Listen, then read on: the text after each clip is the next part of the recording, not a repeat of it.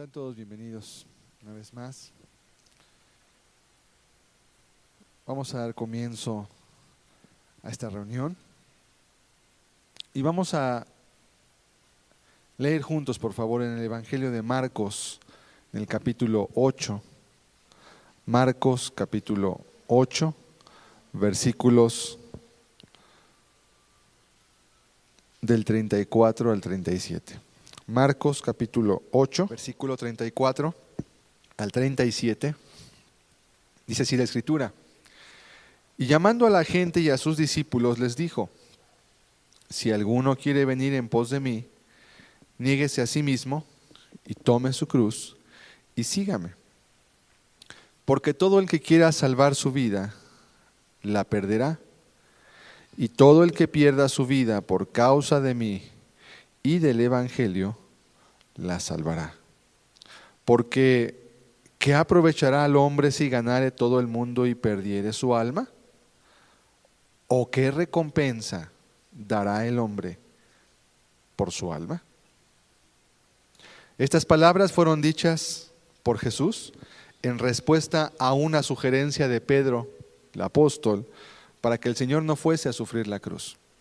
Cuando el Señor claramente les dijo que Él tenía que sufrir, que Él iba a tener que ser golpeado, que Él iba a tener que ser de alguna manera pues humillado, que iba a padecer mucho, Pedro le dijo: Señor, en ninguna manera esto te acontezca. Y entonces el Señor empezó, aprovechando esa situación, a explicarle a la gente que el camino de Dios no era un camino en el cual pues brillaran o fueran muchas las comodidades. Dios no nos estaba llamando para vivir una vida cómoda, relajada, una vida sin preocupaciones, al contrario, muy diferente. Y aprovechando esa misma circunstancia, el Señor nos da las condiciones para que podamos ser sus discípulos. Estas condiciones son importantes para los que quieren ser cristianos, para que sepan cómo pueden ser un discípulo de Cristo, pero también son importantes para aquellos que también ya son cristianos, para que no olviden cuáles fueron las condiciones iniciales en las cuales no solamente se debe de entrar, sino además se debe de continuar. Hoy hay una tendencia en los grupos evangélicos a que la gente sea salva, o a que se salve, o que de alguna manera se considere cristiana, y después ya, como que ya hay que descansar, porque pues ya me salvé, ya estoy cristiano, ya me voy a ir al cielo. Pareciera que esa es la manera de pensar. Y entonces ya no hay una preocupación de nada, al fin ya soy cristiano. Pero no, el Señor Jesús le está hablando, como veremos aquí, a la gente y a los discípulos. Aquí había mucha gente atraída por los milagros, atraídas por los beneficios, atraídas por todo lo que podían ver con sus ojos. Pero Jesús, más allá de buscar únicamente que viniera la gente, que vinieran las multitudes, ¿verdad? Jesús no estaba buscando acarreados. Jesús no estaba hablando para que la gente se le amontonara a escucharlo. Jesús estaba buscando individuos que hicieran compromisos personales con Él. Por eso usted puede ver que siempre que alguien, o siempre más bien que un grupo de personas se juntaban alrededor de Cristo para seguirlo, Él generalmente volteaba, les decía estas condiciones y la mayoría de la gente se acababa yendo. E igual pasa en una congregación cuando se predican las condiciones para seguir a Cristo. Viene mucha gente, pero conforme se van hablando y se van clarificando cuáles son las condiciones para seguirlo, se empieza a ir la gente. Es lo normal. Y la gente da vueltas y llega la gente, escucha la palabra y entiende el mensaje, pero puesto que ven que las condiciones no son convenientes para sus intereses, se van. Pero es lo mismo que también pasó con Jesús. A Jesús lo seguían multitudes, miles de personas iban tras de Él. ¿Y sabe cuántos discípulos solamente tuvo Cristo en 3 años y medio de predicaciones?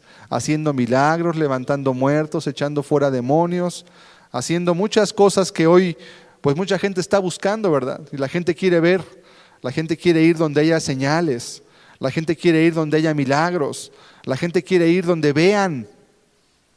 Solamente 120 discípulos. Fue todo lo que Jesús hizo. 120 discípulos. Ah, pero qué discípulos. No eran como hoy.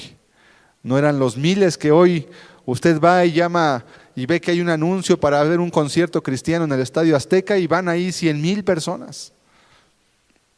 La mayoría de ellas inconversas, buscando el placer, buscando la diversión, buscando la música, el entretenimiento, lo que no cuesta. Pero si tú llamas a la gente a que se niegue a sí mismo y tome su cruz y siga al Maestro, entonces ya no hay quien quiera seguir. Se van las personas. Jesús no quería montones de personas. Por eso Jesús dijo, si alguno quiere venir en pos de mí. Si alguno, no dice ni siquiera si algunos. No habla ni siquiera a familias completas, eso es individual. Porque a veces la gente dice, bueno, si mi familia va, yo busco, pero si mi familia no va, yo no busco. Pues no, Jesús te está llamando a ti en lo particular. A ti, no importa quién seas. Hay ocasiones que personas vienen sin ningún interés, sin expectación, en ocasiones con actitudes de indiferencia o de renuencia. La verdad yo no sé para qué vienen, yo no sé para qué se sientan. Mejor deberían quedarse en sus casas a dormirse o a ver algún programa de televisión que los siga obnubilando más en su mente, que no les deje pensar. ¿A qué vienen? Si no quieren de todos modos seguir a Cristo. Solamente vienen a hacer bulto, vienen a hacer montón nada más, no sirve de nada. Jesús no buscaba eso.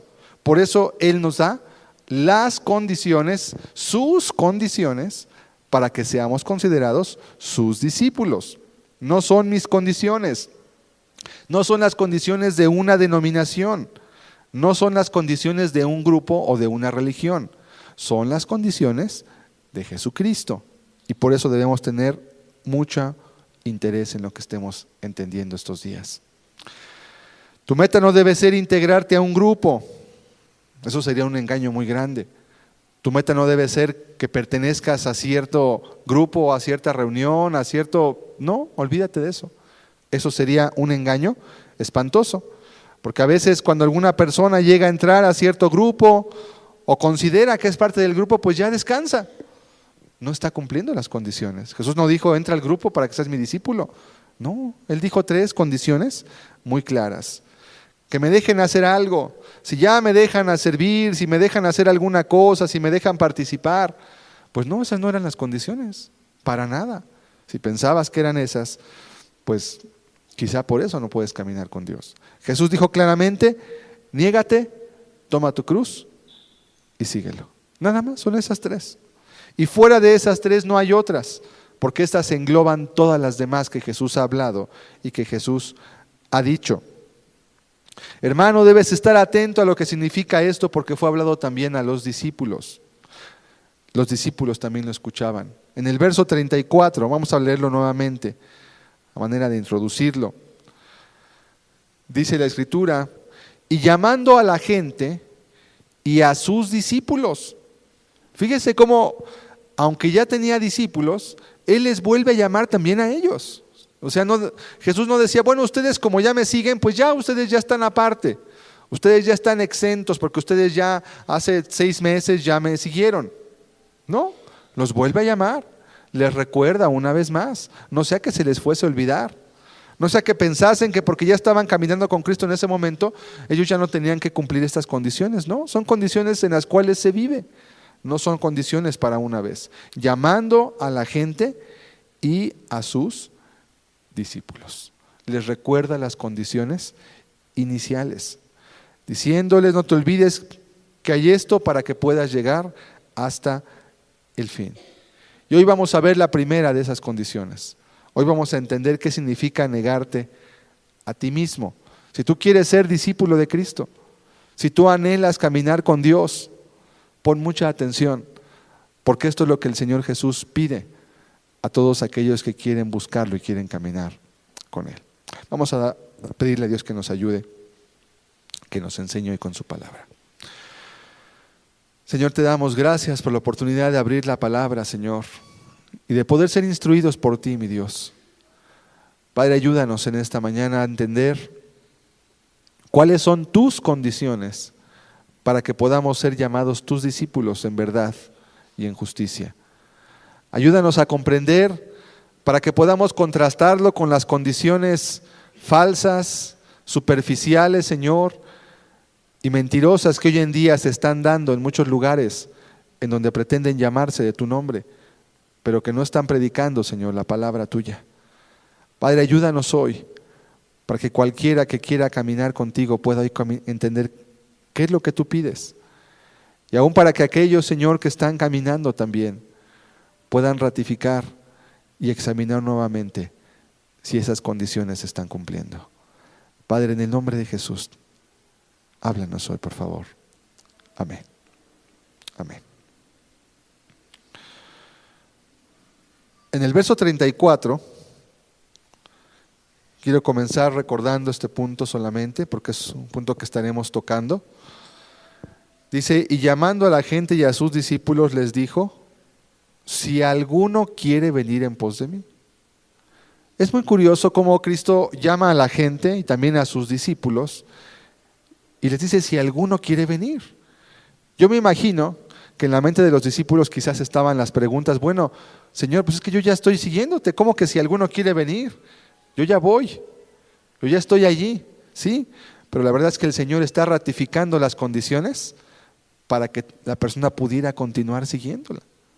Muchas personas dicen, pues yo hace 10 años que conocí al Señor. Y ya pareciera que el decir que hace 10 años conoció al Señor es sinónimo de pensar que 10 años lleva de cristiano. Bueno, a lo mejor conociste la Biblia, a lo mejor escuchaste alguna predicación. Es que yo llevo 25 años que conocí al Señor. Yo hace 25 años conocí. Y hacen de esa frase un sinónimo como diciendo, yo tengo 25 años de cristiano. Bueno, una cosa es que tú conozcas la Biblia. Una cosa es que alguien te predique y que tú puedas decir, ya entendí lo que Jesús me pide tal vez. Y una cosa muy distinta es que tú estés viviendo en ese camino.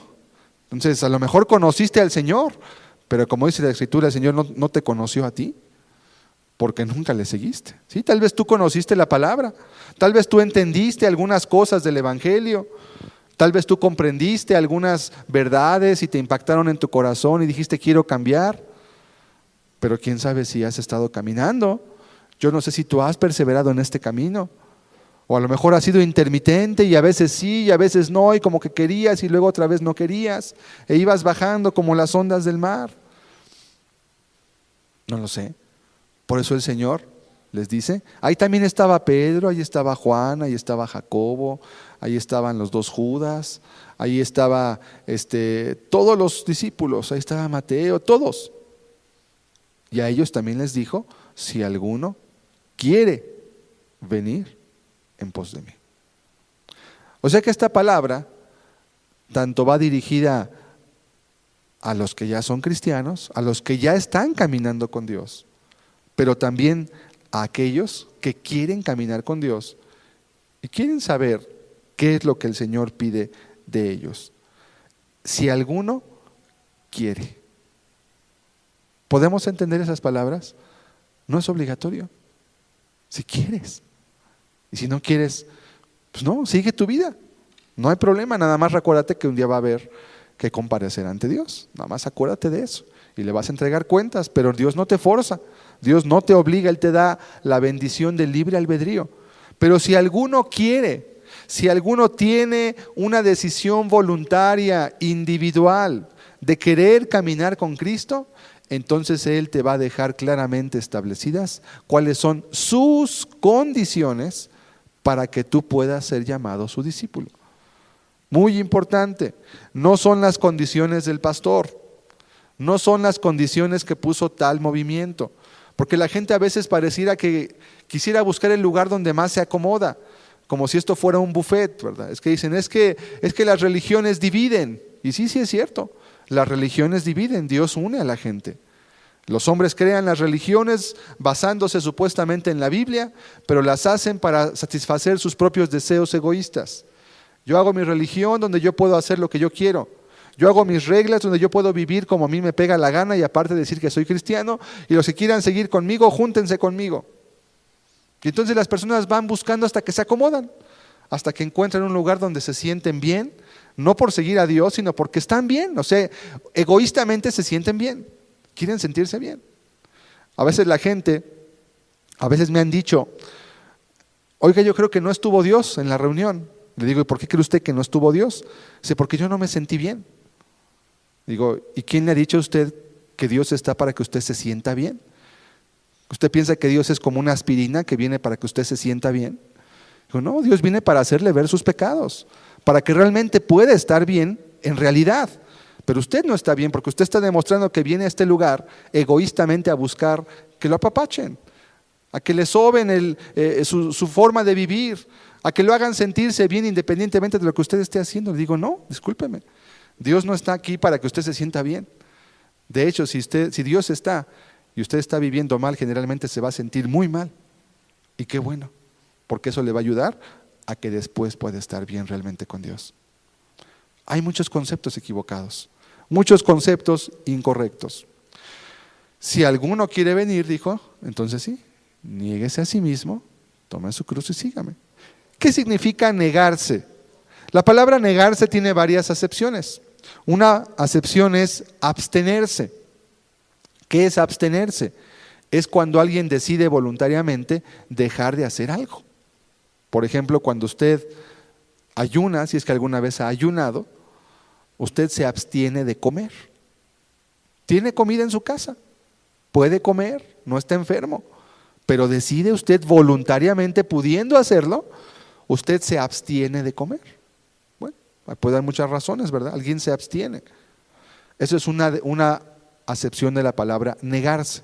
Otra acepción es abnegarse. Abnegarse. ¿Qué significa abnegarse? Es como cuando alguien dice, bueno, voy a enfrentar esto que viene delante con valentía. Como cuando a alguien le dicen, ¿sabe qué? Que lo tenemos que sacar una muela, por ejemplo. Dice, pues me va a doler, la verdad no la quisiera perder, pero si no me la sacan, va a ser peor.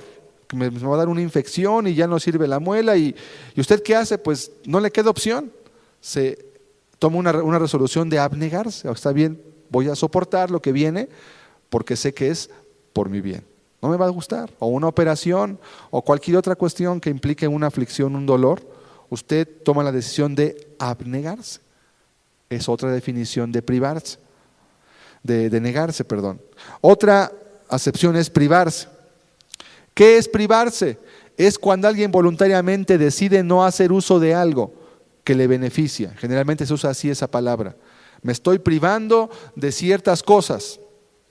Por ejemplo, cuando una madre se priva del derecho de dormir en la madrugada por atender a su hijo que quiere beber el pecho. Ella se está privando voluntariamente. ¿Por qué? Por amor a su hijo. Se está privando. Es algo que ella hace por su voluntad. Se va dando cuenta cómo siempre es de manera personal la decisión. Me estoy privando yo, voluntariamente. Y una última acepción es renunciar. Renunciar. ¿Sí? Esas 4 palabras nos dan ya claramente el concepto de lo que Jesús quería decir.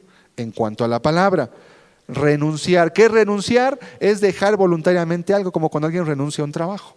Ya no voy a trabajar más en esta empresa, ya no voy a seguir vendiendo esto, ya no voy a seguir haciendo esta labor. Renuncias, lo dejas de hacer. No vuelves ahí a la semana porque ya renunciaste. De hecho, no te aceptan si renunciaste ya. ¿Sí? Entonces, hay que negarse, es lo que Jesús dijo. Bueno, ahora, ¿negarse a qué? ¿A qué cosas? Porque Jesús dijo negarse a ti mismo, a uno mismo.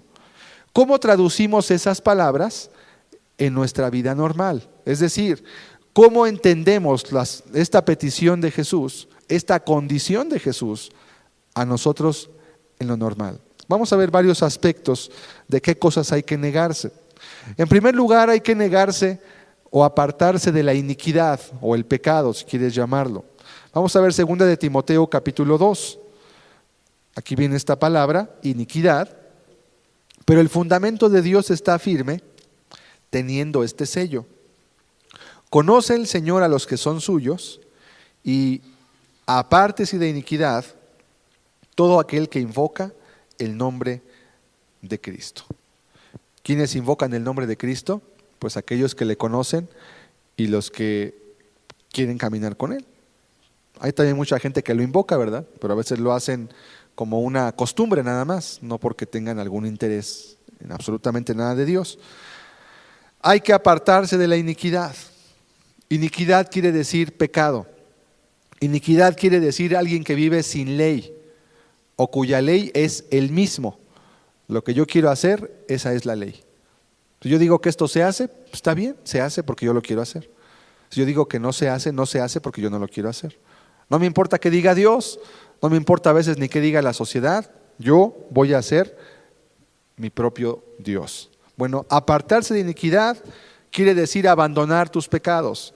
Aquí hemos hablado claramente acerca de lo que es el arrepentimiento. Es arrepentirte, es una decisión en la cual tú escoges de manera voluntaria, como dijimos, renunciar a tu manera de vivir lejos de Dios. Renuncias a seguir haciendo las cosas como tú crees, porque además tú sabes en lo interior que no está bien, pero te confortas con la idea de pensar que no está tan mal quizás. Bueno, si tú quieres ser discípulo de Cristo, vas a renunciar a tu iniquidad. Y mientras no renuncies a ella, no te digas que eres discípulo de Cristo, porque estarías mintiendo. Si no te apartas de la iniquidad, ¿cómo podrías decir que eres discípulo de Dios? Discípulo del Señor. También hay que negarse a los deseos que batallan contra tu alma. Es otra parte. Primeramente es a tu manera de pensar en cuanto a cómo vivir. Pero en segundo lugar también a los deseos que batallan contra tu alma. Vamos a ver 1 de Pedro 2, versículo 11. 1 de Pedro 2, versículo 11. Este texto dice lo siguiente: amados, yo os ruego como extranjeros y peregrinos que os abstengáis, fíjese cómo usa la palabra abstenerse, que es una de las excepciones, de los deseos carnales que batallan contra el alma. Dice, abstente de los deseos carnales que batallan. ¿Por qué dice que batallan? Porque hay una lucha. Porque cuando te piden satisfacción, tú dices, no está bien. Pero por otra parte ellos te dicen, sí, queremos que nos satisfagas lo que queremos que se haga. Es una lucha interna. Son tus deseos naturales, pero habla la Biblia de deseos carnales. ¿Qué quiere decir este texto? Habla acerca de deseos que Dios ha puesto en nuestra vida, pero que simplemente nos pueden ser un tropiezo para poder buscar a Dios. Dice que batallan, que son una lucha. Son esas cosas que tú dices, bueno, lo hago, no lo hago. Dices, no, pero es que mejor no. Y luego dices, bueno, sí, lo voy a hacer. Y lo acabas haciendo, aunque sabías que no debías hacerlo. Lo acabas haciendo, lo acabas teniendo en tu vida como un deseo, como algo que pensaste que ibas a hacer. Sabías que no estaba del todo correcto, pero lo hiciste finalmente. Bueno, perdiste la batalla ahí. Hiciste lo que tus deseos te pedían. Dentro de los límites de la ley de Dios, nuestros deseos naturales pueden ser satisfechos. O sea, Dios no te prohíbe comer, Dios no te prohíbe dormir, Dios no te prohíbe que satisfagas todos los deseos que tu cuerpo pide, siempre y cuando no contravengan la ley de Dios. Esa siempre es el limitante. Cuando alguien es inicuo, hace de cuenta que la ley de Dios no existe, la hace a un lado, como si dijera, mira, este letrero dice que no hagas esto, y él agarra y lo toma y lo hace bolas y lo avienta. No, no dice nada, ya no existe ese letrero. Eso sería un significado actuado de lo que es la iniquidad. Alguien que destruye las leyes de Dios en su vida. Cuando esos deseos que tienes en tu cuerpo pasan o rompen los principios que Dios te pide en sus leyes, es cuando deben ser denegados. Es en ese momento. ¿Será porque Dios quiere que nos mortifiquemos? ¿Será porque Dios sea un sádico que se satisfaga viendo cómo nosotros nos negamos a nuestros deseos y cómo luchamos y cómo... No, absolutamente no es por eso. Dios lo hace simplemente porque somos seres racionales. ¿Qué quiere decir eso? Tenemos en la creación dos tipos de seres, racionales e irracionales. La Biblia dice que Dios creó a todos los seres aparte del hombre sin una razón, sin un raciocinio, sin la capacidad de entender bueno o malo. El ser humano es el único ser que fue creado a imagen y semejanza de Dios y que por tanto le fue dada la facultad de poder escoger sus comportamientos. Los animales no pueden escoger sus comportamientos. Ellos se guían simplemente por sus instintos. Los animales tienen instintos de comer, de procrearse, de defenderse, de sobrevivir. Tienen instintos, pero ellos no escogen. Ellos no dicen, voy a hacer esto porque me gusta.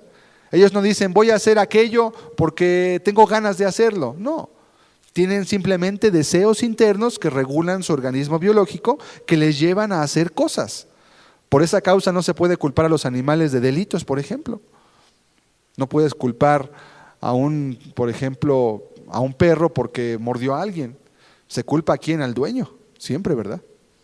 ¿Por qué? Porque el dueño es el responsable de traerlo, de entrenarlo, de cuidarlo y de instruirlo para que pueda, pues, vivir de una manera ordenada dentro de la sociedad con otras personas. No se culpa al perro, no se lleva a la cárcel al perro o se le pone una demanda al perro. ¿Por qué? Porque no tiene capacidad de elegir. Él simplemente actúa por sus instintos. Pero la persona que estaba a cargo de él sí tiene responsabilidad. ¿Qué te quiero decir con eso? Los animales no pueden tener acciones morales, pero tú sí. Tú sí eres capaz de decir, voy a hacer esto porque quiero. Voy a hacer esto porque me gusta. Y también sabes cuándo algo no debieras de hacerlo. Algo muy a tu interior, tienes como una brújula interna que te dice, no vayas para acá, pero sí ve para acá. Nada más que no siempre se obedece a esa brújula. Y pensamos, pues si todos lo hacen, ¿por qué yo no? Pues si él lo hizo, ¿por qué yo no? Pues si él me hizo así, ¿por qué yo no le voy a hacer así también? Y nos dejamos guiar de una manera egoísta, es decir, buscando nuestro propio bien. Los instintos de los animales son la ley para ellos, porque no tienen otra ley a la cual seguir. Por eso un ser humano puede entrenar un animal, porque está simplemente guiado por instintos. ¿Qué hace una persona cuando hace ciertas cosas que él quiere que haga? Por repetición le da comida. Y eso va desarrollando un instinto en el animal. Cuando voy caminando junto a las piernas de mi amo, ¿verdad? Es un instinto, no está razonando el perro, voy a recibir comida. Entonces, usando el instinto de querer alimentarse, las personas pueden amaestrar casi cualquier animal. Nada más están manipulando los instintos, no están pensando los animales. En ese sentido, los animales no tienen, por así llamarle, inteligencia. Ellos no pueden escoger hacer bueno o malo, tienen instintos, eso sí es claro. Nuestros sentidos son ciegos moralmente, es decir, nuestros deseos en nuestro cuerpo no tienen carácter moral. No son pecado el que los tengas. El pecado puede venir, o la virtud puede venir, cuando tú eliges cómo satisfacerlos o también cómo dejar de satisfacerlos. Ese es el problema.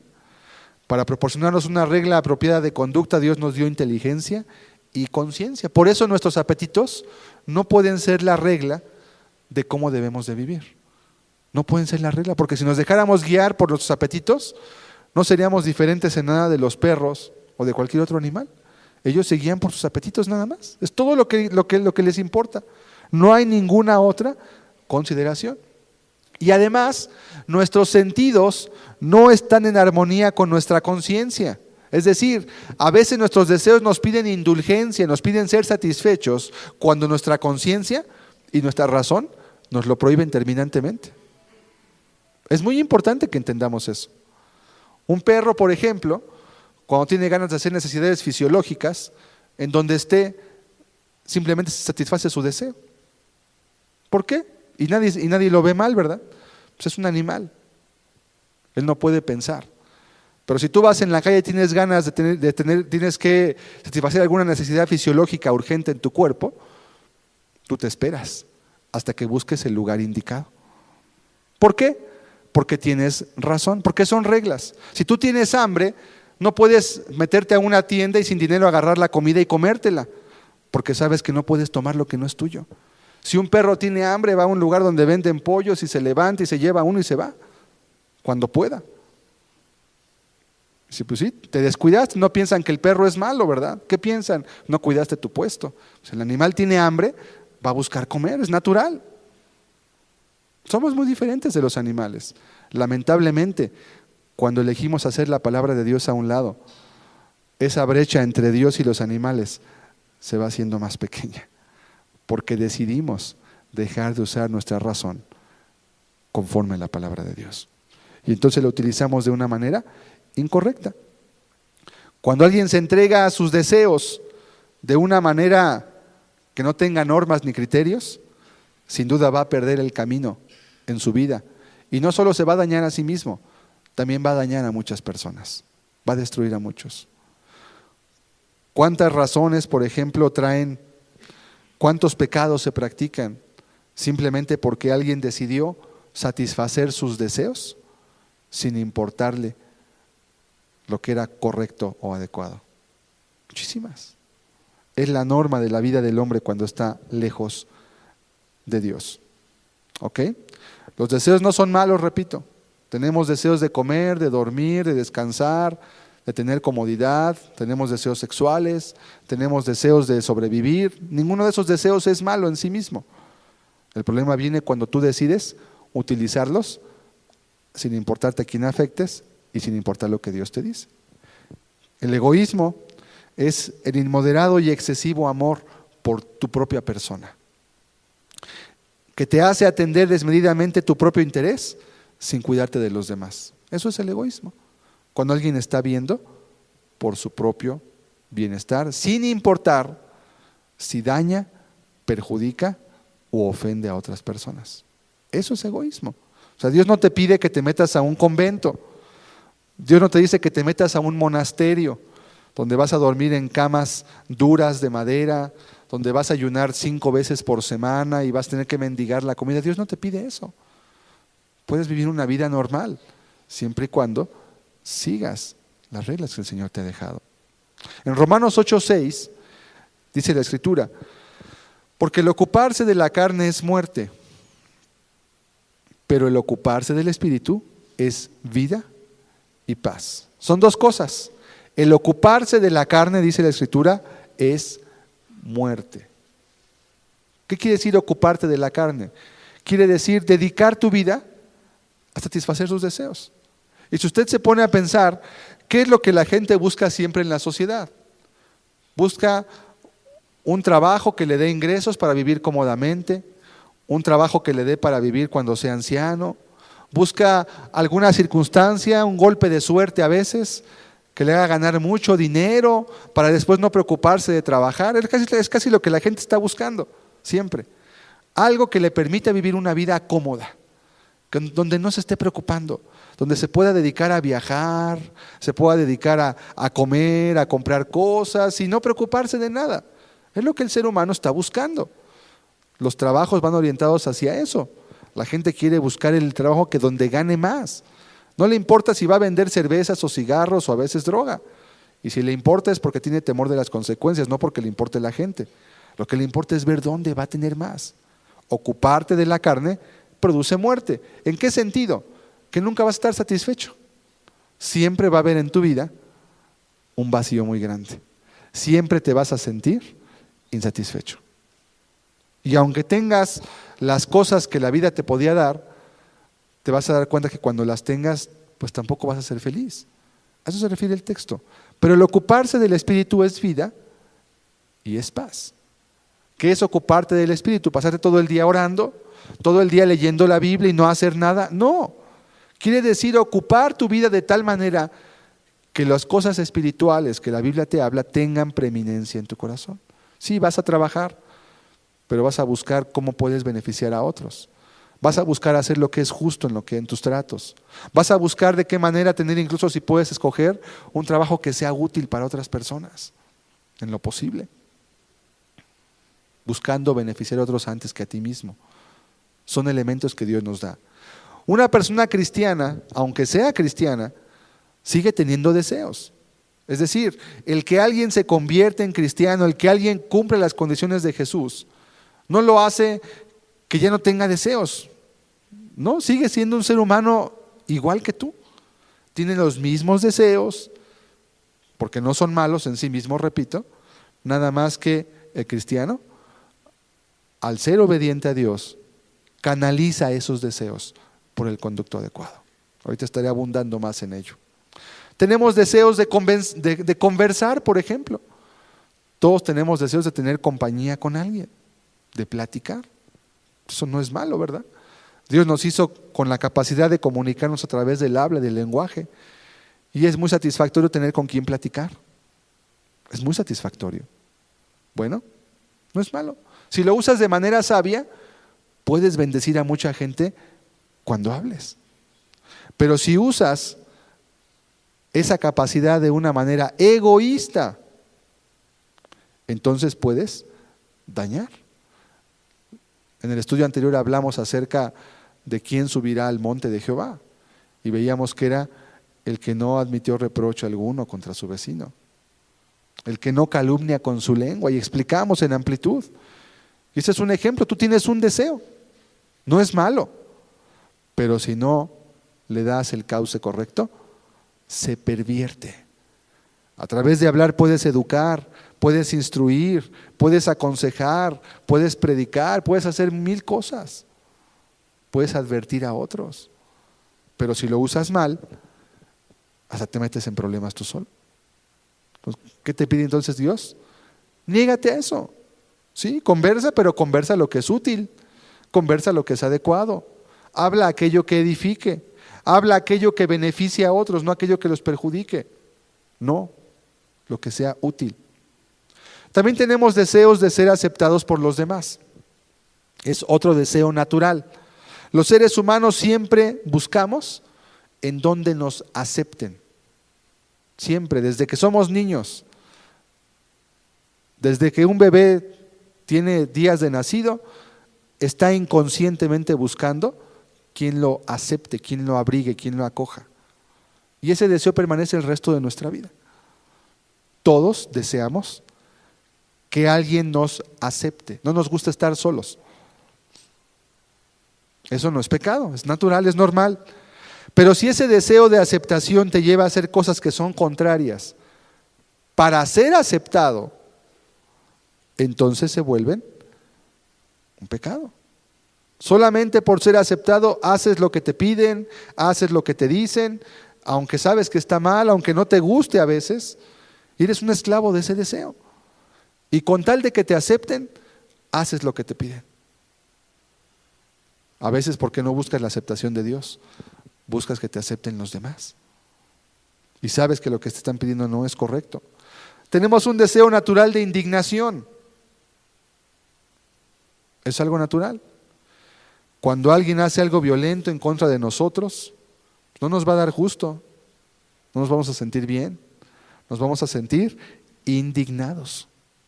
Es natural, no lo puedes controlar. No dices voy a enojarme, no, simplemente surge en tu interior un deseo que te lleva a indignarte. No lo controlas, es un reflejo. No tienes control sobre él. ¿Sí? Hasta ahí no hay ningún problema. Cuando tú ves que te hacen algo a ti, o incluso cuando ves que se hace una injusticia a otra persona, te puedes indignar. Y eso simplemente es un reflejo. ¿Qué tan vivo esté ese deseo? Pues depende de qué tanto lo utilizas, o de qué tanto, o de qué forma más bien lo encausas. No hay problema. Ese sentimiento te va a generar molestia, es una indignación natural, no es un pecado. El problema viene en cómo vas a manejar esa indignación que sientes. Puedes tomar 2 caminos. Puedes elegir actuar de la manera correcta. ¿Qué significa de la manera correcta?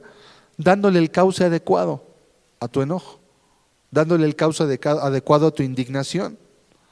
Generalmente cuando la gente puede controlar su indignación y pensar antes de actuar, generalmente va a acabar bien con ese problema. Nada más que la indignación es un deseo que no apela mucho a la razón, sino apela a los sentimientos.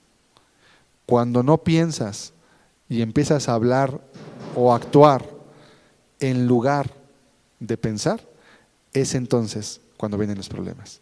¿Y qué pasa? Sí, te puedes indignar por muchas razones.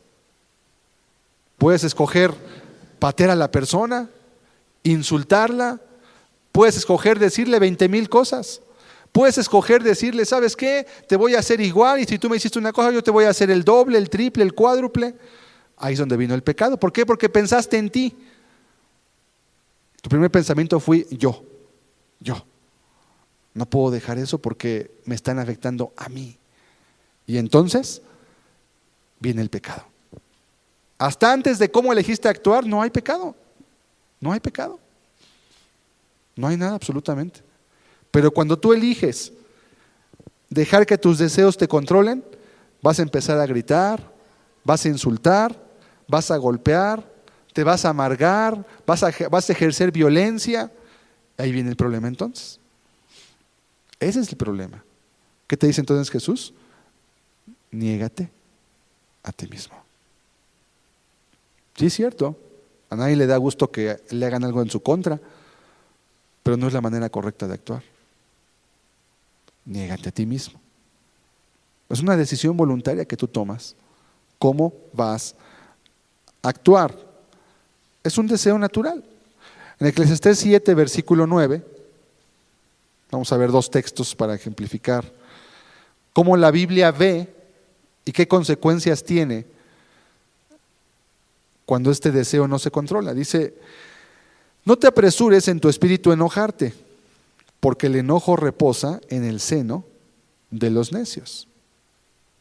Dice, no te apresures, lo cual podría querernos decir, no lo hagas sin razonar, razona. ¿Sí? Te puedes indignar. La indignación no es pecado, repito. No tiene carácter moral la indignación, es un reflejo. De hecho, si no te enojaras por nada, algo estaría mal en tu mente. Algo estaría mal en tu cabeza. Es algo que constantemente tenemos. Nos indignamos por muchas cosas. Ok, no te apresures en tu espíritu a enojarte. Porque el enojo reposa, o sea, vive, ahí está constantemente, en el seno de los necios. O sea, en su corazón, ahí está el enojo. Y Proverbios 29, 22, dice la Escritura: el hombre iracundo levanta contiendas. Cuando una persona llega a este grado de la ira, ¿qué es la ira? Es un enojo que ya perdió el control. Es una indignación a la cual no se le puso límites. Te indignaste y a lo mejor tenías razón para indignarte. Hay veces que puedes tener razón en por qué te indignas. Y puedes tener la mejor razón del mundo. Tienes toda la razón. Pero en lo que no tienes razón es en cómo actuaste después de que tenías la razón. Ahí tú ya te fuiste al lado incorrecto. ¿Sí? Tienes toda la razón. Todo lo que dijiste y lo que te indignaste es correcto. Lo malo fue en cómo lo encauzaste. No tenías por qué haberte dado lugar a la ira. Es decir, a perder la cabeza, como le llamamos, perder los estribos, salirte de tus casillas, ¿verdad? Como se le dice cotidianamente. El hombre iracundo levanta contiendas. Lejos de acabar el problema o de solucionarlo, lo vas a hacer más grande. Lejos de sacar una solución, vas a crear más problemas. Dice, y el furioso muchas veces peca. Ahora, ¿qué significa eso? ¿Que entonces no vas a hacer nada? Pues no tiene que ver con eso. Pero hay métodos legales y correctos para poder tú defenderte, para poder dar cauce a tu indignación. Niégate a ti mismo. Todos tenemos deseos de comer. Y si no tuvieras deseos de comer, te morirías. Un síntoma de que alguien está enfermo es que no tiene hambre. Eso implica que algo está mal en tu cuerpo. No tienes hambre, no es normal. Tu cuerpo ocupa comer constantemente. Bueno, qué bueno es el deseo de comer. Pero si tú dejas que ese deseo controle tu vida, entonces puedes caer en la glotonería, que es cuando tú comes más de lo que tu cuerpo necesita, o es cuando tu estómago te dice ya y tú sigues metiéndole comida. ¿Era pecado comer? Pues no era ni es pecado. Pero como tú lo estás usando, sí se volvió un pecado. Porque eso te va a traer hasta consecuencias en tu propio organismo. Así los deseos, cada deseo que Dios dejó en tu vida que es bueno, se va saliendo de control. ¿Y qué pasa cuando alguien, así como con la comida, así como con el deseo de dormir, como con la indignación de conversar, el deseo de ser aceptado, qué pasa cuando no está negándose, cuando no controla esos deseos? Se salen de control, crecen, crecen. Crecen así como un pequeño perro que tú de chiquito tenías, y cuando era pequeño el perro tú lo jugabas con él, lo manipulabas, lo agarrabas con su cadena y todo muy normal, muy agradable. Pero conforme le ibas dando de comer, de comer y de comer y de comer, es un ejemplo. El animal creció a tal grado que después ya no tenías la fuerza para controlarlo. Y cuando salías ya después a pasear con él, el animal te jalaba por donde él quería. Y aunque tú hacías acopio de todas tus fuerzas, era una batalla muy dura, porque nunca lo acostumbraste, ¿verdad?, que caminara contigo, sino que lo dejaste nada más, lo alimentaste sin razón, sin motivo, sin objetivo, y después él te controló a ti. Así pasa con el alcohol también. Nadie nace siendo borracho, nadie tiene deseos de probar el alcohol cuando es un niño, es algo antinatural de hecho. Pero un día alguien, quizás estando en la adolescencia, que es la edad más normal para comenzar el vicio de la borrachera, alguien le invitó una cerveza o alguna bebida alcohólica ligera, ¿verdad? Es que tienen sabores. Al inicio no le gustó, porque la lengua no tiene papilas que reciban con agrado ese sabor, sino que lo rechaza. El alcohol quema las papilas, quema el esófago, va destruyendo muchas partes por donde pasa. No es natural, sabe mal, y además es desagradable al gusto. Sin embargo, no dijo nada porque había una presión, tenía que ser aceptado.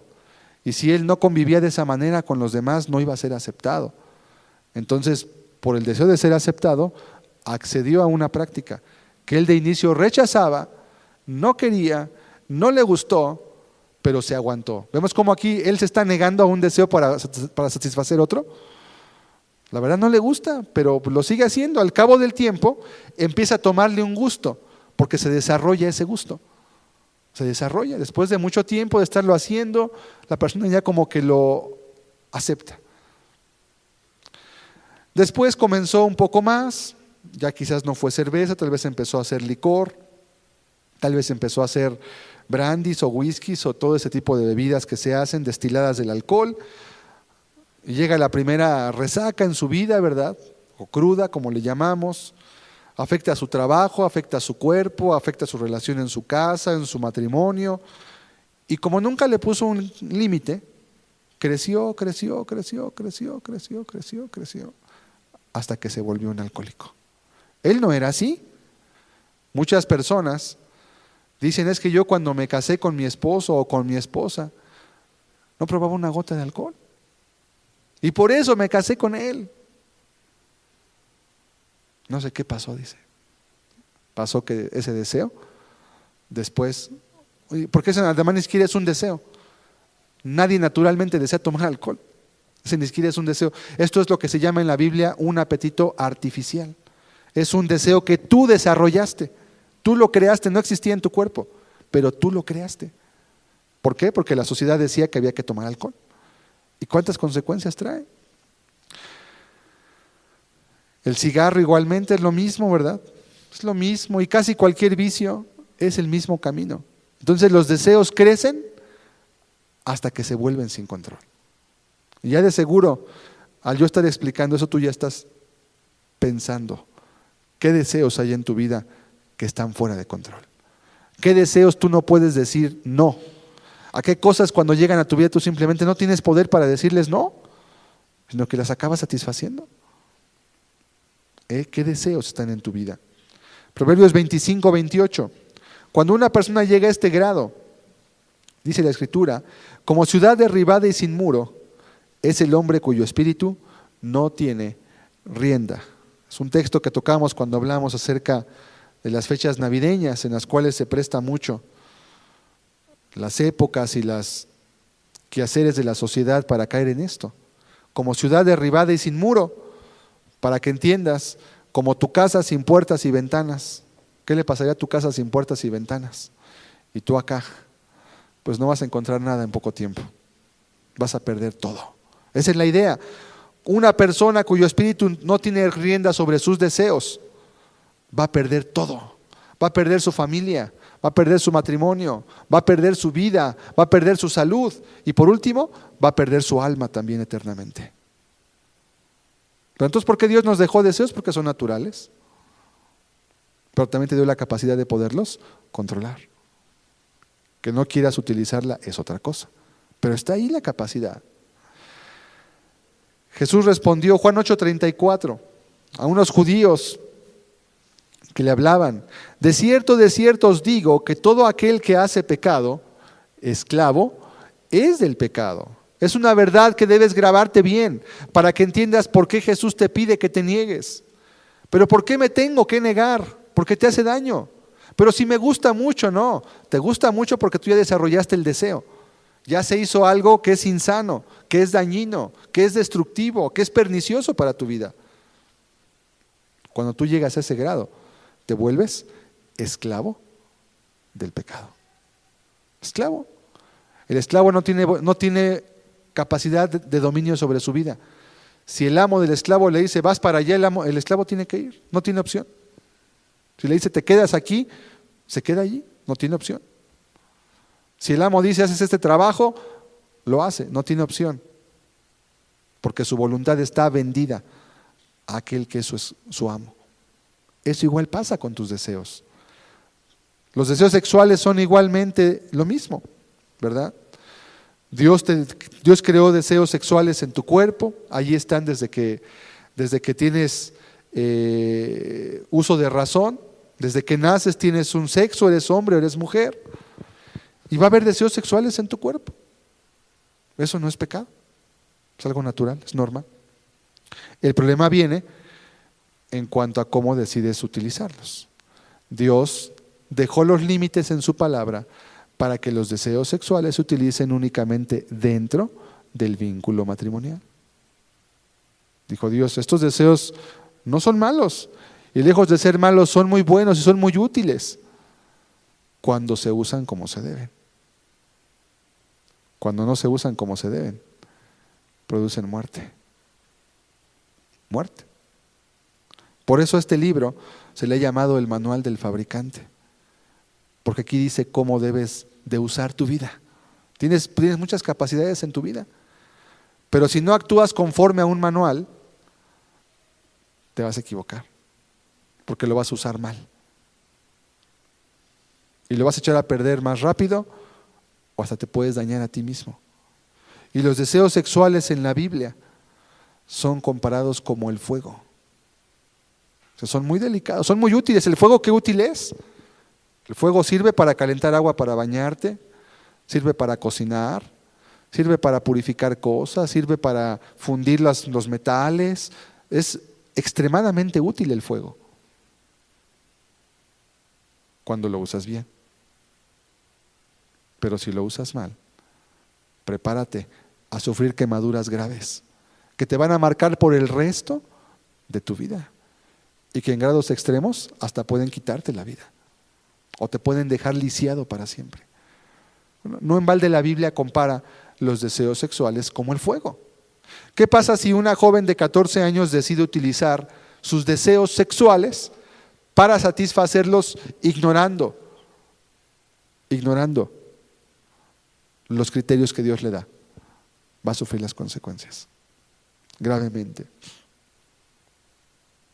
Físicamente está apta, pero no emocional ni psicológicamente, y a veces en muchos aspectos también no tiene ninguna preparación, porque va a tener como consecuencia hijos. Recuerdo el caso de una joven que yo atendí hace varios años en otro lugar,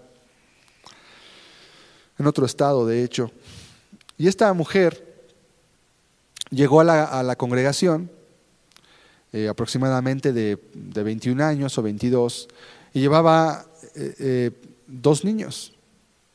Era madre soltera y bueno, llegó a buscar a Dios, empezó a escuchar la palabra. Yo le empecé a ministrar, me empezó a pedir ayuda, consejo, ¿qué hago? Mire, pues ha pasado esto. Una persona que no hizo un uso correcto de los deseos sexuales que Dios dejó en su vida, como pasa normalmente en nuestra sociedad, en la que todo es placer por placer. Y se le dieron consejos muy claros, porque ella tenía ya un deseo desarrollado en ese aspecto, y pues se le quiso ayudar para que ella pues se fuera privada de seguir en esa cadena que ya había empezado. Tenía ya 2 hijos, cada uno de diferente padre. No estaba casada, tenía que trabajar, obviamente pues alguien tenía que cuidarle a sus hijos, no podía estar con ellos. Era una tragedia, como las tragedias que siempre pasan con las madres solteras en cualquier lugar del mundo. Se le dieron consejos, pero ella decidió que podía ellos utilizarlos como ella quería. Otro varón por ahí llegó en su vida también, la empezó a frecuentar en su trabajo, me pidió consejo, le dije apártate porque ese hombre no está buscando de ti, sabe que eres soltera, sabe que tienes 2 hijos, aléjate de él, afiánzate de Dios, ahorita aguárdate de todo eso, ahorita no es eso lo que tú necesitas, tú ocupas algo más, ¿sí? No hizo caso, finalmente se embarazó del 3er hijo. Igualmente el varón la dejó, como se le dijo claramente, me contó todo el caso, le dije, esa mujer te está buscando nada más para utilizarte, te va a abandonar nada más. No, pero es que me dijo, me prometió, sí, ¿verdad? Sus sentidos le decían una cosa, la Biblia le decía otra. Ella quiso hacer caso a sus sentidos. 3er hijo. Pasó el tiempo, pasó otro año más, la misma historia en otro sentido, en otro caso, el 4.er hijo. Finalmente ella se le pidió que ya no siguiera asistiendo, pues digo, la verdad, ¿para qué vienes? ¿No quieres guardar la palabra de Dios? Mejor no vengas ya, la verdad. Quédate en tu casa, haz tu voluntad. Yo me enteré nada más del 5.er hijo, ya iba en el 5.º, madre soltera. Los mismos ejemplos uno tras otro.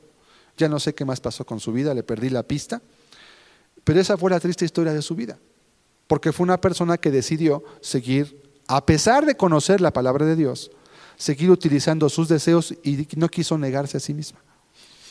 Ella podía muy bien haberse dedicado a trabajar, tenía quien ayudar a cuidar sus hijos, 2 niños, ¿verdad? Compadeciéndose de ella, pero ya 3, ya 4, ya 5, ¿cómo le haces? Ya es muy complicado, echando a perder su vida. De 27 años ya tenía 5 hijos esta mujer, sin marido, sin apoyo económico, una tragedia por completo, ¿sí? Los deseos sexuales son como el fuego, si no los usas bien, te queman, te destruyen y destruyen todo lo que tú tienes. Si un varón comienza a ver pornografía, cada vez está menos fuerte las tentaciones sexuales que pasan en su mente y en su cuerpo. La pornografía es de tal naturaleza que va destruyendo tus defensas naturales y hace que tus deseos crezcan a puntos en los cuales tú ya no puedes controlarlos. Los deseos se van hasta las nubes y no puedes tú ya bajarlos con tus fuerzas, no puedes. Y tienen otra característica, nunca son satisfechos. La pornografía nunca satisface a la persona que la usa, nunca. Solamente le hace sentirse cada vez más miserable, más insatisfecha y le va llevando a buscar cada vez mayores perversiones hasta llegar a depravaciones sexuales terribles. Aquí hablamos una vez acerca de la pornografía y hablamos de las desviaciones sexuales que producen las personas. ¿Qué pasó? Alguien decidió empezar a dar rienda suelta a sus deseos sin usar los criterios de la palabra de Dios. Terrible destino le espera a la familia de ese varón. Terrible consecuencias va a traer en su vida. Esa persona, esa joven o ese hombre, generalmente los varones usan más la pornografía, va a acabar siendo un desastre completo toda su vida. Va a echar a perder las cosas. Puede llegar a incurrir hasta en violaciones, en abusos sexuales, en todo tipo de depravaciones, en homosexualismo. Todo comenzó con imágenes que apelaban a los sentidos, ¿verdad? ¿Qué te dice Dios? Guarda tus ojos, guarda tus ojos, guarda tu mente, de toda cosa guardada, guarda tu corazón. Y las imágenes de índole sexual tienen una característica, penetran hondo en tu corazón y se quedan marcadas para siempre. Nunca las vuelves a olvidar. La joven, por sus sentimientos, acabó siendo poco menos que una prostituta, sin recibir paga. Los varones, por la pornografía, acaban sus vidas llenos de adulterios, a veces acabando hasta en homosexualismos, en bisexualismos, todo tipo de depravaciones. Todo comenzó inocentemente con un deseo que era muy agradable satisfacer, pero que después se perdió el control y te consumió a ti mismo. Proverbios 6:27 nos dice lo siguiente: ¿tomará el hombre fuego en su seno sin que sus vestidos ardan? Parece una pregunta tonta, ¿verdad? Pues no. ¿Quién puede ponerse el fuego en su ropa y no quemarse? Nadie. El fuego quema, consume lo que está a su lado. Es que el contexto de este capítulo habla acerca del adulterio, de las pasiones sexuales. ¿Se puede alguien utilizar el fuego de esta forma sin tener consecuencias? No, va a haber consecuencias, y consecuencias muy graves en su vida. Consecuencias muy, pero muy graves. Y así cada deseo, la rebeldía igualmente, ¿verdad? Los jóvenes suelen tener deseos de rebeldía en su corazón, comenzando quizás no obedeciendo a padres, a maestros, pensando que es signo de hombría, de independencia, alimentando esa pasión por la música, la televisión, los valores de nuestra sociedad corrompida y adúltera, hasta que se vuelve indomable. Y se considera que la rebeldía es un signo como de independencia, como de libertad. Y no es cierto. La rebeldía es un signo de depravación. En Efesios 6, versículo 2 y 3, Dios claramente nos recuerda: honra a tu padre y a tu madre, que es el primer mandamiento con promesa, para que te vaya bien y seas de larga vida sobre la tierra. Un joven que es rebelde, que decide alimentar ese deseo y no negarse a sí mismo para obedecer la palabra de Dios, va a acabar su vida más joven de lo que debería haber acabado. Le va a restar años a su vida. Las personas que más mueren en nuestra sociedad son las personas de 15 a 29 años. Son las que mueren mayormente en proporción. Accidentes automovilísticos, suicidios y cosas por el estilo. Generalmente son jóvenes rebeldes, jóvenes que decidieron hacer de su voluntad su Dios y acaban mal. Dios dice: honra a tu padre y a tu madre. Honra. Honrar es escuchar, es atender, es comprender lo que te dicen y en lo posible hacer lo que te están pidiendo, siempre y cuando no sea contrario a las leyes de Dios también. ¿Ok? Tenemos la capacidad de abstenernos. Es otro punto muy importante. Es que todo eso está en mi corazón. Sí, esos deseos están aquí. Todo depende cuáles dejes que crezcan y cuáles no dejas que crezcan. Si Dios te pide que te niegues, es porque puedes hacerlo. Pero nuevamente es una decisión que tú voluntariamente vas a hacer. ¿De cuáles deseos deberás cuidarte más? Bueno, de aquellos de los cuales Dios te ha sacado si eres cristiano. De aquellos de los cuales Dios te rescató cuando no conoces a Dios, recuerda cómo vivías. Bueno, de esos deseos son de los que debes cuidarte más. Porque generalmente una persona vuelve a caer por aquellos deseos de los cuales antes fue rescatado. Si eres una persona que no eres cristiana, aquellos deseos que tú sabes que no tienes control o que tienes muy poco control de ellos, son de los que más debes tener cuidado en tu vida. Porque son en los que generalmente vas a caer si no te guardas a ti mismo, si no te niegas. ¿Qué deseos? La ira, la amargura, el sexo, el vicio, el robo, no sé. ¿Cuáles deseos había en tu vida? Estas palabras, esto se llama en la Biblia concupiscencias. Son deseos exaltados, deseos que tú excitaste hasta tal punto que les perdiste el control, que les perdiste la huella, ya no supiste ni por dónde estaban, ni tú te imaginabas lo que había quizás en tu corazón. Ser cristiano no significa dejar de ser tentado, al contrario, quizás puede haber más tentaciones, pero cuando alguien está en el camino de Dios, tendrá la gracia de Dios, tendrá la ayuda del Espíritu Santo para poder vencer sus tentaciones. Pero es algo voluntario. Dios no va a venir a hacer lo que tú tienes que hacer. Dios no te va a quitar del pecado si tú no quieres. Es que tú decidas, que tú escojas, y entonces Él te va a ayudar. Es tu obligación abstenerte. Dios promete que te va a ayudar, pero te dice que tú tienes la responsabilidad de tomar la iniciativa. Es tu responsabilidad. Si no hay ese control, si no hay ese negarte a ti mismo, se salen tus deseos y te puedes perder eternamente. Eternamente. No solamente no vas a caminar con Dios, además te vas a perder eternamente. Además vas a ser plagado de sinsabores en esta vida, además de lo que ocurra en tu vida después como consecuencia. ¿Cómo lograrlo? Hay que tener voluntad, decisión, evitar circunstancias que te induzcan a ello y buscar constantemente a Dios. Como te das cuenta, es algo voluntario. Si una persona es alcohólica, era drogadicta y quiere negarse, pero sigue visitando las compañías con las que tomaba, con las que se drogaba, ahí Dios no te va a guardar. ¿Cómo crees? Aléjate de ahí. Si eres una persona dada a el vicio, ¿verdad? Al cigarro tal vez, pero sigues yendo al lugar donde la gente está fumando y te recuerda el deseo, ¿verdad? Nada más el olor, te recuerda cuando tú fumabas y cómo fumabas un montón y cómo lo hacías y el placer que te producía. Pues no esperes dejar el cigarro así. Aléjate, apártate de todo aquello que te puede hacer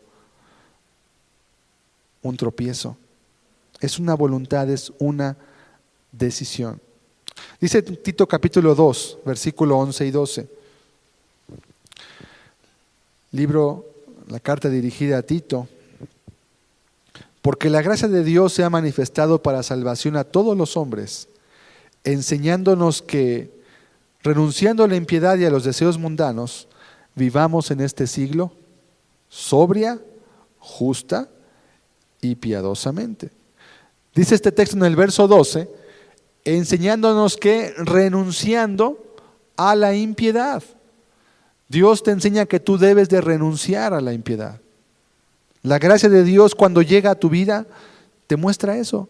Es tu responsabilidad renunciar a ello. Renunciar. ¿A qué más hay que renunciar? Primera de Juan 2, 15 y 16. Aquí tenemos los 3 puntos importantes. No améis al mundo, ni las cosas que están en el mundo. Si alguno ama al mundo, el amor del Padre no está en él. Porque todo lo que hay en el mundo, los deseos de la carne, los deseos de los ojos y la vanagloria de la vida, no proviene del Padre, sino del mundo. ¿Qué te dice la Escritura? No ames al mundo. Y viene en 3 áreas: deseos de la carne, de los ojos y la vanagloria de la vida. ¿Cuáles son los deseos de la carne? Son los que acabamos de citar, ¿verdad? El comer, el dormir, los deseos sexuales, la indignación, el ser aceptado. Son deseos que están en tu cuerpo, son naturales, el querer dormir, etc. Pero también habla la Biblia de los deseos de los ojos. ¿Qué son los deseos de los ojos? Son, por ejemplo, las modas depravadas que tenemos hoy en día. Hay una corriente en el mundo que te dice que debes tú vestir de una forma, que generalmente es para las mujeres, pues enseñar el cuerpo, ¿verdad? Esa es la moda generalmente. Y para los hombres igualmente, de alguna manera también pues mostrar también su cuerpo. Cada vez la moda lleva menos ropa en sí misma. Los gustos exóticos, las tradiciones vanas de los hombres, las metas mundanas, el tener las cosas para que los demás te vean a ti, que tú veas que los demás te ven a ti, que te envidian. A eso siempre acude la publicidad, deseos de los ojos.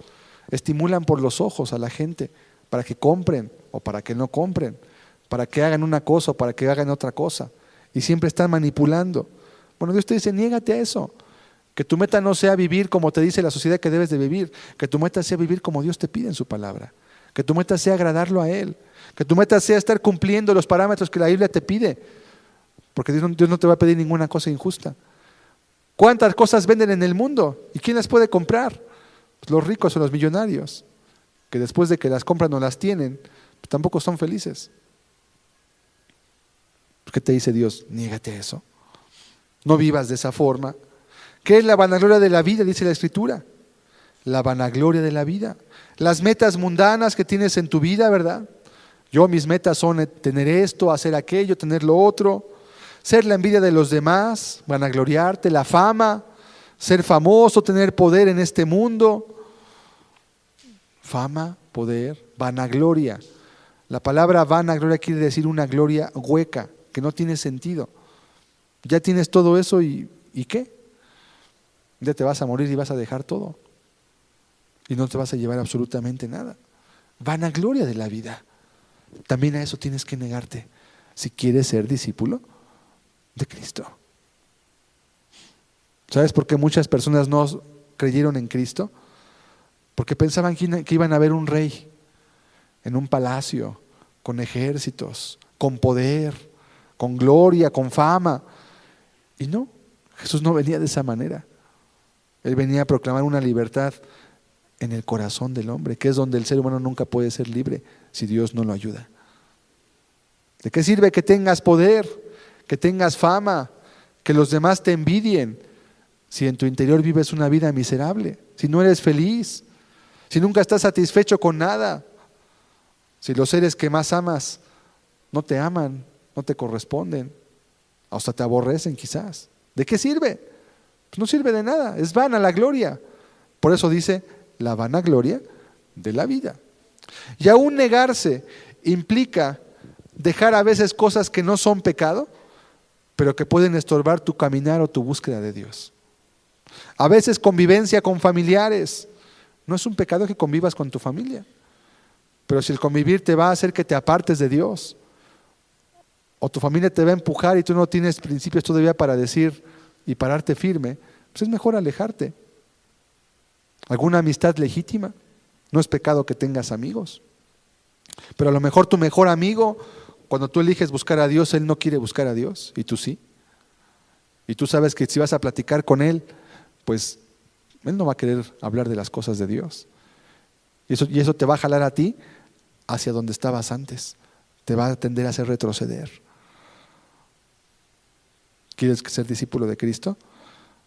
A veces también es necesario negarse a esas cosas. No es un pecado, repito, pero son cosas que si tú quieres caminar con Dios, te vas a negar a ellas. A veces puede ser un paseo, pueden ser cosas que no son malas, ¿verdad? Pues no es malo que tú pasees, pero si eso va a implicar que dejes de congregarte cuando tu alma está necesitada, si eso va a implicar que dejes de estar con tu familia para estar con ellos buscando a Dios también incluso, pues a veces es mejor dejarlo. A lo mejor un trabajo bien remunerado, pero donde el ambiente es pésimo y espantoso y te lleva siempre y te guía siempre a lo malo, pues también es algo que podrías tener que dejar. Dios te va a ir guiando paso a paso. ¿Por qué muchas personas no quieren negarse? Porque negarse duele. Es la primera razón. Porque negarse duele, provoca aflicción. Si tus deseos empiezas a dejar de nutrirlos, te vas a sentir incómodo. Y no solamente físicamente, por una adicción, aún emocionalmente, porque estás acostumbrado a las cosas. Cuando te niegas a ellas, viene una no felicidad, le llamo yo. No estás a gusto, no estás bien. Quieres volver a vivir como has vivido siempre. Quieres seguir en tus costumbres. Y puesto que tú fuiste el responsable de que tus deseos salieran de control, tú eres responsable de que esos deseos vuelvan a su nivel normal. ¿Cómo? Negándote a ellos. Negándote a ellos. ¿Ok? Dice Romanos 13, versículo 13 y 14. Andemos como de día, honestamente, no en glotonerías y borracheras, no en lujurias y lascivias, no en contiendas y envidia, sino vestíos del Señor Jesucristo y no proveáis para los deseos de la carne. No proveas. Quiere decir que no comas, que no duermas, no. No se refiere a los deseos naturales. Se refiere a los deseos que ya en tu vida se salieron de control. Dice, no proveas. Es la manera más sencilla. Es la manera más normal. ¿Cómo hacen a veces para matar ciertos organismos malos en el cuerpo? Les cortan el suministro de alimentación. Y cuando dejan de comer se mueren solos. Solitos se mueren. Es lo que a veces tratan de hacer con el cáncer. Aislar las células para que no tengan que comer y que se mueran. Algo similar pasa con los deseos. Mientras están nutridos, mientras están fuertes, te dominan. Pero si les dejas de alimentar, si dejas de proveerles, poco a poco se van debilitando. Se van bajando, bajando, poco a poco. Por eso es importante tener disciplina aún en tu vida. Ser disciplinado.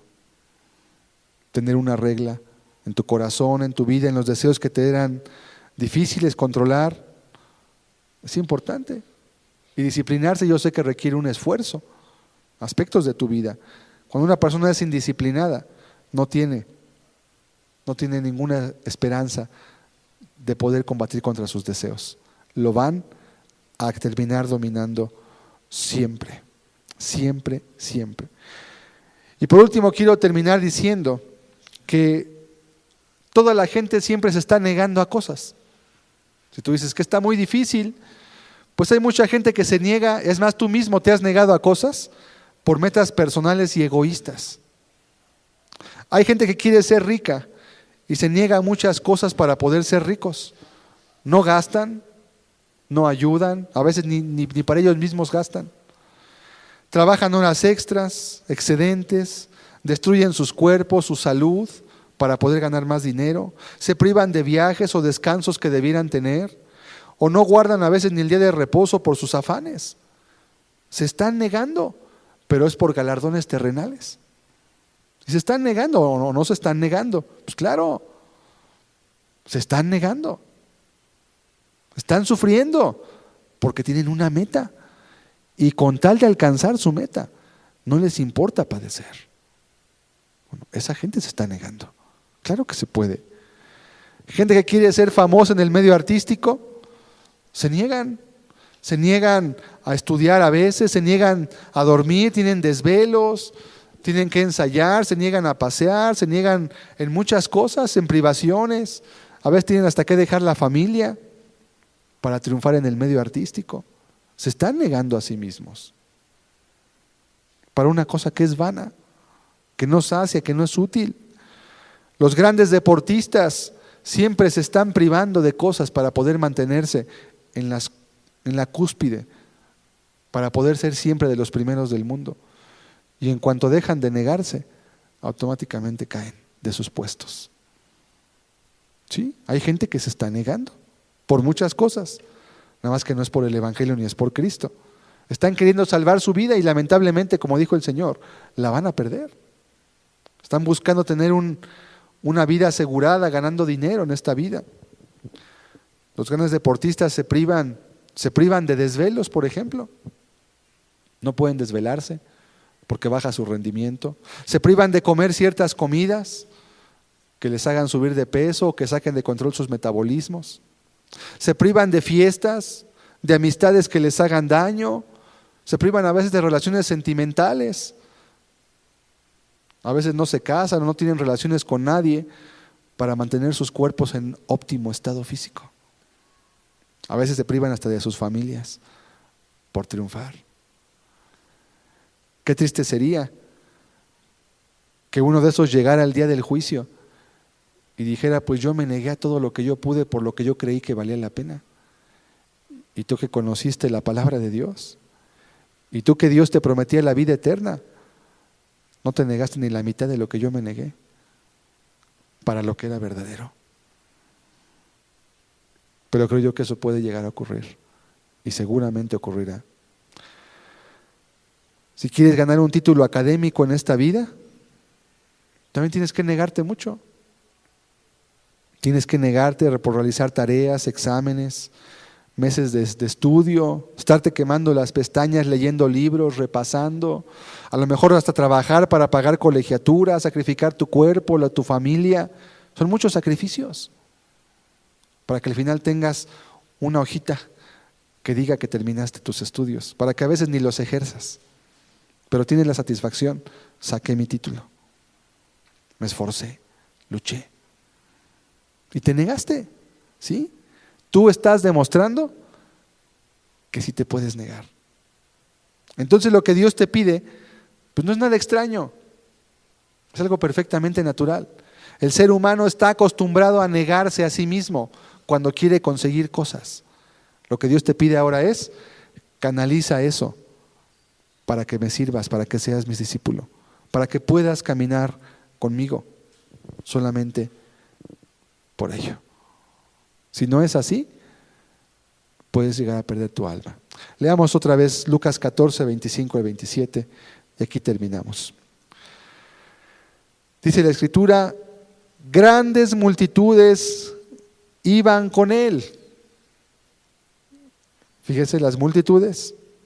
Y volviéndose, les dijo, si alguno viene a mí y no aborrece a su padre y madre y mujer e hijos y hermanos y hermanas y aún también su propia vida, no puede ser mi discípulo. Y el que no lleva su cruz y viene en pos de mí, no puede ser mi discípulo. Es lo mismo, pero aquí el Señor lo está explicando. ¿Qué quiere decir?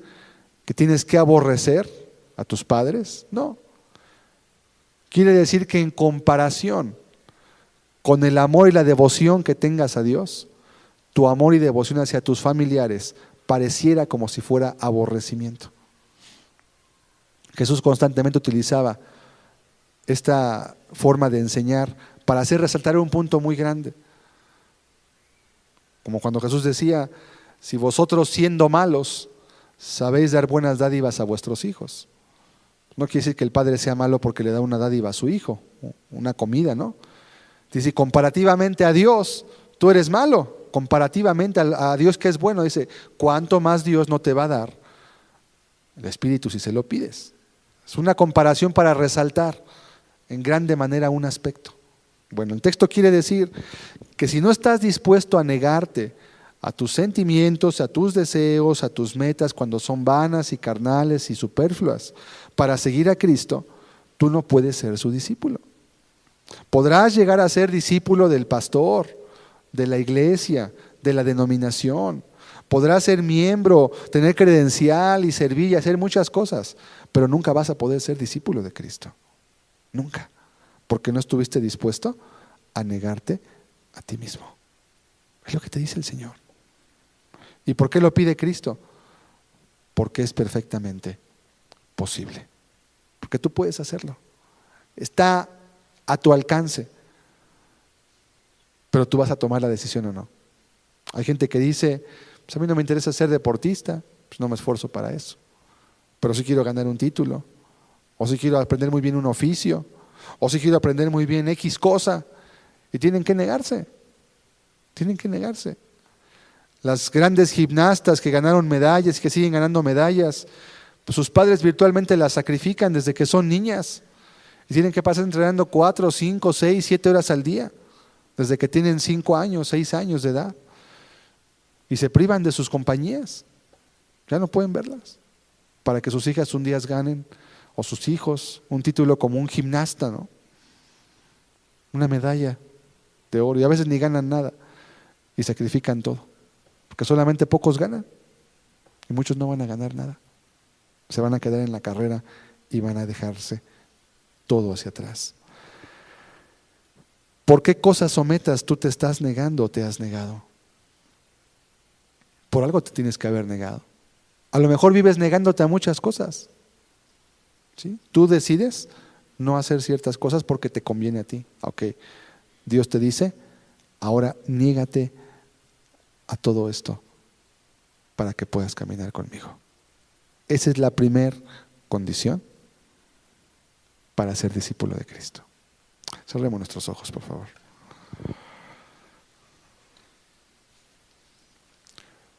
Si reflexionas, claro que tú te has negado a cosas. Tú te has negado a muchas cosas. Nada más que a veces lo haces hasta inconscientemente, porque la meta para ti es tan valiosa que te hace no escatimar el sacrificio. Un ejemplo típico de la negación es una madre que tiene a su hijo recién nacido o de pocos meses. La madre se niega en muchos aspectos a su comodidad para amar a su hijo. Y es tanto lo que valora a su hijo que le parece como si nada lo que hace. Y sí, se siente mal, la verdad. Una mujer que se desvela, que está dándole el pecho a su hijo, que a veces hasta baja de peso quizás porque está virtualmente dándole de su vida a su propio hijo. Es un ejemplo claro de lo que la negación es. Pero cuánto gozo y satisfacción hay después para esa madre al ver que pudo criar a su hijo, que lo alimentó, que lo cuidó, que le cambió los pañales, que lo cuidó cuando se enfermó. ¿Y requiere negación? Claro que puedes negarte. Claro que puedes negarte. Ahora Dios te pide que te niegues a todo aquello que te hace daño, a todo aquello que le ofende a Él, a todo aquello que puede destruir tu vida. Él te pide que te niegues a eso. Es el primer paso. Si no das ese primer paso, no puedes dar ningún otro. Si no tomas la decisión de acercarte a Cristo con las condiciones que Él ha dejado, nunca podrás ser su discípulo. Te vas a ver estorbado, te vas a ver impedido por completo. Tal vez estudiaste, tienes una carrera o tuviste una carrera y supiste lo que implicaba negarse y entendiste que había muchas cosas por las cuales luchar y pelear y tal vez de buen agrado las luchaste y te esforzaste. Tú puedes negarte a ti mismo, está en tus capacidades, hazlo para Dios.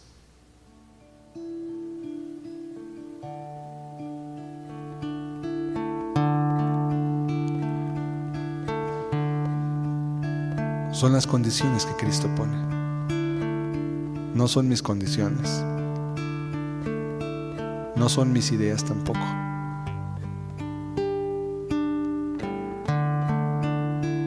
Son las ideas que el Señor ha trazado con claridad. Pero cuando entiendes que el llamado de Dios a tu vida es real y es verdadero, que Él te invita a la eternidad,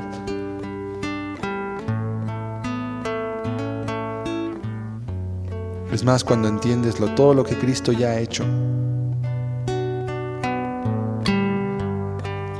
te parece poco lo que Él pide, poco y además muy razonable.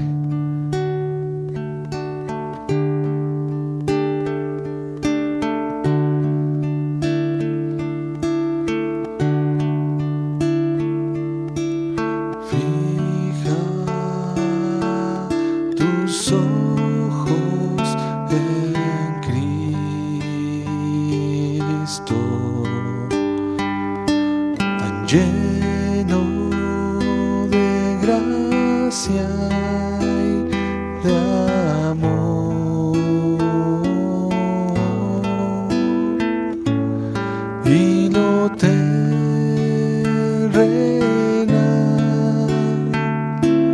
sin valor será a la luz del glorioso Jesús.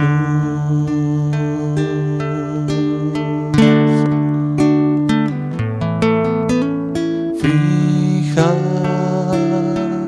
tus ojos en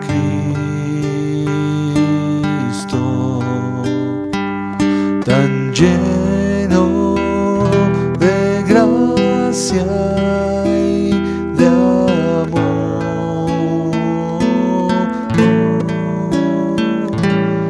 y lo terrenal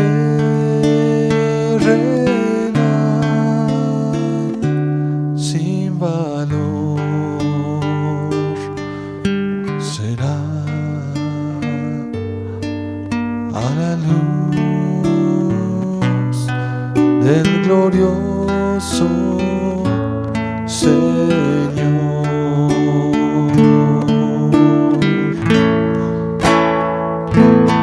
Y lo terrenal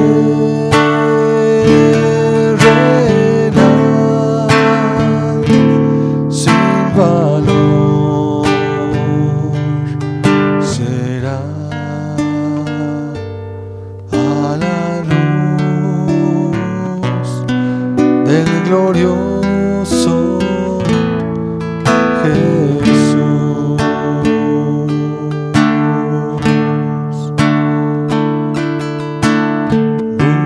Busca primero el reino de Dios y su justicia.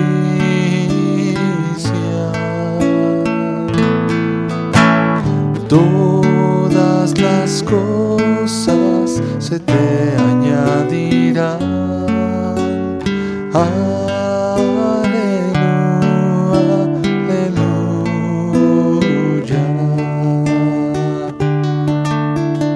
No solo de pan el hombre vivirá, sino de cada palabra que sale de la boca de Dios. Aleluya, aleluya.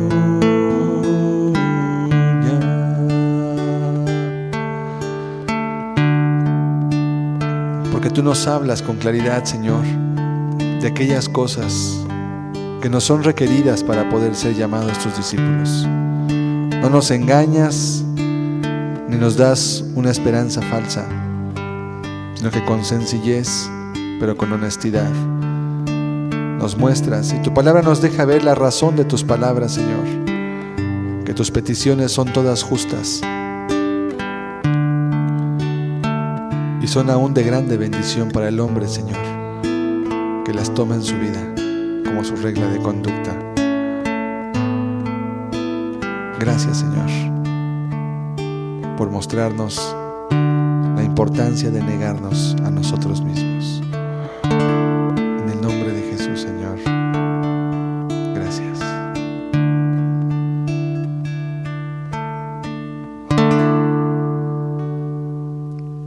Amén. Dios les bendiga a todos. Próxima semana, con el favor de Dios, veremos la segunda de las condiciones. Dios les bendiga a todos. Buenas tardes.